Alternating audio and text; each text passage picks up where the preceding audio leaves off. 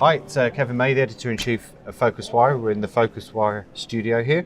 David Holyoke, Global Head of Airbnb for Work at Airbnb. So thank you for joining us. Thanks for having me. Just give us, what is the broad ambition within Airbnb for Work? What's the overall kind of mission?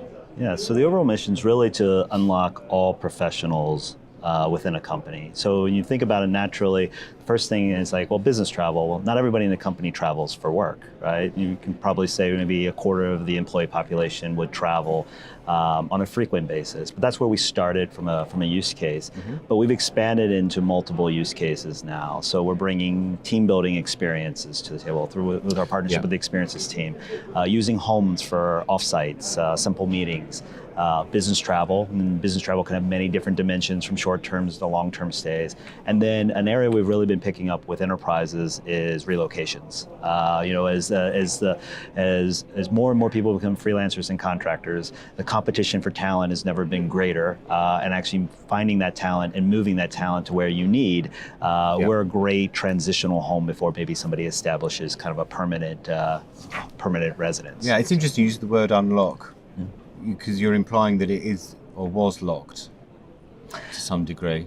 On which one did I say unlocked? I guess. You said at the beginning we want to unlock. Well, I mean, I think in terms of where most people would think of us in a business travel standpoint, I don't think there is anyone today focused on all of those use cases as one provider on things that touch employee engagement outside the office. When you think about all four things, it's about time and work outside the office, and bringing obviously a level of connection and engagement there. I think that's kind of a very unique path that we're pursuing, where a lot of, you could say like, oh, well, such and such is your competitor in business travel, or oh, team building experiences, okay, there's that competitor. Relocations, a different area, right? And then obviously when you think about offsites and meetings, a very different area. But the fact that we're uniting all of those and outside of the office, it's a very different approach for our company, and it's just centered really around employee connection, right? Really connecting people. Okay. It started off with just trying to start off with business travel. What was the point when Brian and whoever decided that you were going to really go for business travellers? What was the reason for it? Is it just because you realised that many of them were probably staying anyway? Yeah. But you wanted to start working with TMCs, and Bridge Street, I think, was one of the first ones, wasn't it? So what was the reason for it? Just because you did see so many coming anyway? Well, I think a lot of people don't realize our very first guests were business travelers. Yeah. Right, so they were going to the conference. Going for a design conference. Certainly, we took off and we grew more on the leisure side. We became an option for people to make travel more accessible, to help people obviously kind of go where they wanted, bringing a new kind of travel to the forefront. It was just natural, especially in this day and age where work has been changing. Downtime, work time kind of get blended together a lot. A work trip usually now has more of a leisure component to it and a work, on the unfortunate word called bleisure. I know, but if it's not that, it's staycation. If it's not that, it's staycation. Neither are good words. But I mean, so it just naturally became where that was our primary use case as people came in. Right, 30% of them having a Saturday night stay, and then getting more and more comfortable and kind of building from there. And as we built momentum through a variety of different use cases, it's just helped us obviously unlock the company. And so it just became really clear that we just saw that natural organic usage that we needed to obviously build on the experience for the consumer, and obviously be responsible into working in this managed travel ecosystem, the visibility that companies wanted, and the level of oversight and protection that they wanted for their employees. Yeah, and on that last point then, I mean, what kind of kickback, if any, do you get? What level of kickback do you get from TMCs that still have concerns about duty of care and they're staying in private homes and things like that? You're still having to have those conversations that really, let's be honest, have been kicking around for quite a while now. when it comes to private accommodation and Airbnb in particular? Yeah, I would say the conversation. I've been with the company 2 years. That was probably what dominated all of our conversations 2 years ago. But I think we've done a lot of great foundational work. We've integrated with all the leading duty of care providers. We've providing data to TMCs for reporting and consolidation purposes. We've integrated obviously into tools like Concur to allow people obviously more compliance and oversight. And then we've built a lot of our own tools on our platform from our corporate reporting, giving travel managers more ability to set office locations, alerts, build their own specific landing pages for entry points for their employees. And then we've done a lot with our supply around the work collection, ensuring that those homes meet certain quality standards and have certain safety and amenity features that companies and business travelers would expect. So we've done a tremendous amount of work over the last 2 years, and I think that's just been a testament to why we've now got 700,000 companies on the platform and been adding thousands of companies every week and actively engaged, whether you're a small, mid-sized business to a large enterprise. We've been making great progress on all fronts there. David, tell me, how important is the hotel distribution strategy that you kind of announced earlier this year when you were going to start allowing hotels onto the platform officially? Yeah. How important is that to the attracting more business travelers, do you think?